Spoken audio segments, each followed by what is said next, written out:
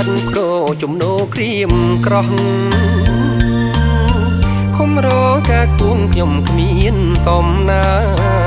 ងវិបាត់ផ្លូវចិត្តពិតបាបកម្មសាងក៏ស្រុកស្អាងទ្រូងអើយផ្សារពិតមកដល់ពោធិ៍សាត់កាត់ចិត្តពីនេះអបទុកសំពីឆ្ងាយស្រុកកំណើតអត្រពាំងជងមកកានឆោមឆាត់ថ្ងៃសុក4កើតខែមីង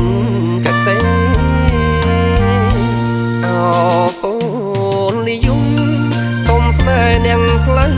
ទីឋានស្នាក់នៅច្រើនរដូវខែថ្ងៃ10ខែធ្នូ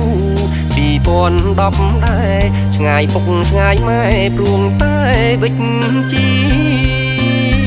លាខេត្តកណ្ដាលថ្នាលស្នេហ៍អប្បរៃលាញាតប្រុសស្រីកុំបីសង្ការពោធិ៍សាត់ដែនសុខ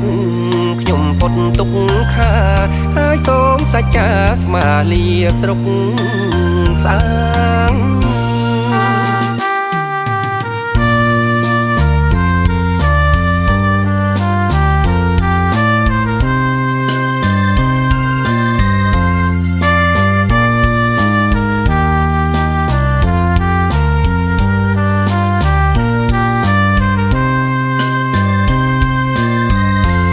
ខេត្តកណ្ដាលថ្នាលស្នេហ៍អប្បរៃ